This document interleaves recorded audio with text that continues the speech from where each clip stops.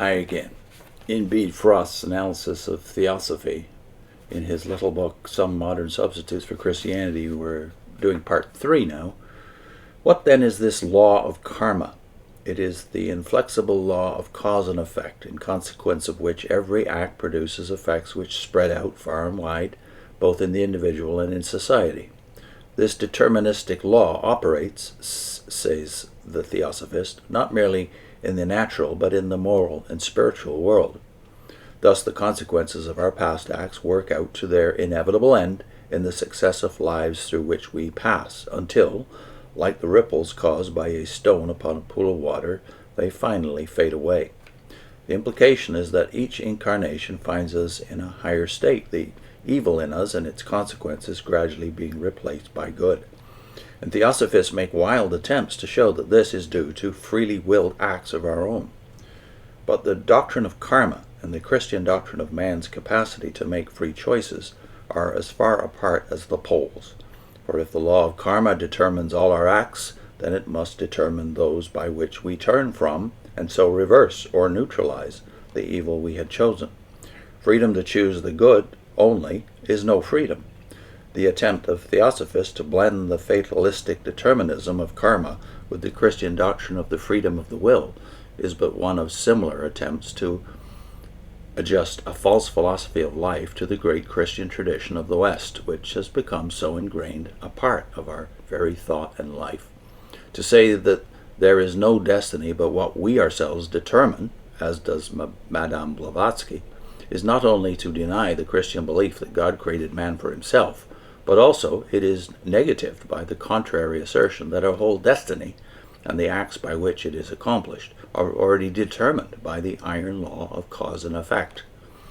Both this law and that of evolution, which occupy so large a place in theosophical teaching, derived in part from Hinduism, are also influenced by the common theories of physical scientists of the 19th century, in which theosophy was popularized in England, but which are now largely discredited in the sense that they were then held. The law of causation, that is, that every effect has a cause, which determines the particular nature of the effect, still holds good, but there is no hard and fast rule by which the physicist is able to distinguish between a strictly causal relation and a mere coincidence.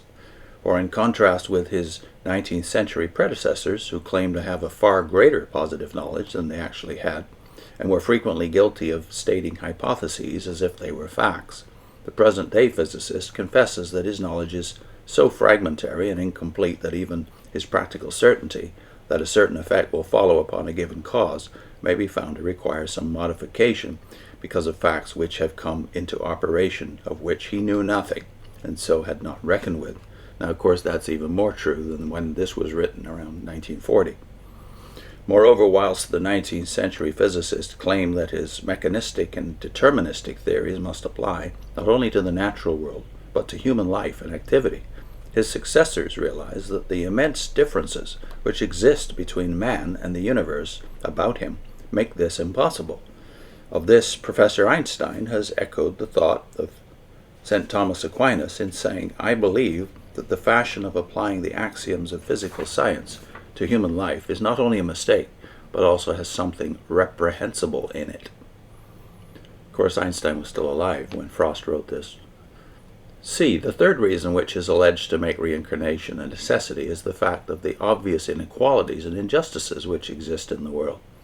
How, asks the Theosophist, will you reconcile belief in a just, good, and merciful God with such facts as the existence of savage tribes who, with little intelligence and moral sense, commit actions which condemn them to hell, while civilized men are born and live in conditions which encourage good actions?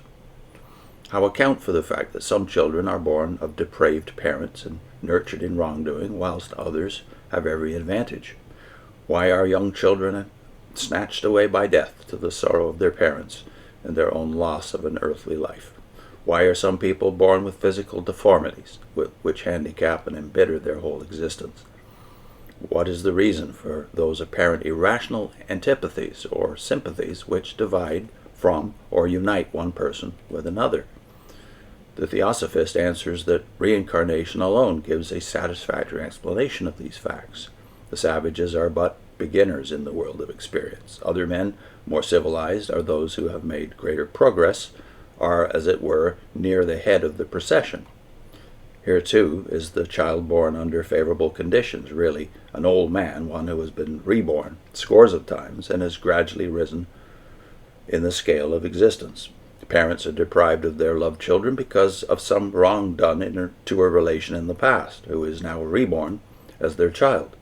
The child itself, having committed some crime in a previous existence, is now punished by being reborn in vain, and thus losing a period of evolution. People with physical deformities were once tormentors of some kind, inquisitors perhaps, or vivisectors who now expiate their cruel deeds. And antipathies and sympathies are the consequences of contacts in past incarnations, which, strangely enough, still exist and are insurmountable. Such is the teaching, which is supposed to clear up some of the greatest mysteries of human life, all of which hang upon a doctrine of God and man, which is entirely unchristian, and no less contrary to the facts of human life as we know them to be.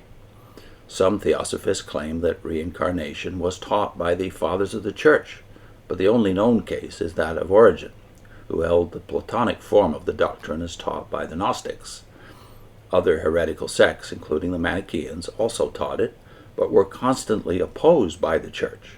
It would seem that the theosophical contention that the doctrine was taught by the Church is largely based on an inability to distinguish between the terms immortality and eternity, and on an ignorance of the meaning of the Christian doctrine of eternal life. We've done a playlist based on the book Sidelights on Christian Doctrine by James Orr. I put in the particular video where he talks about the Bible doctrine of man here. This is all very vital. This is an excellent basic book of Christian theology, so I can advocate for it. We read the whole thing in that playlist. So I'll put that video on your screen plus that playlist. See you soon.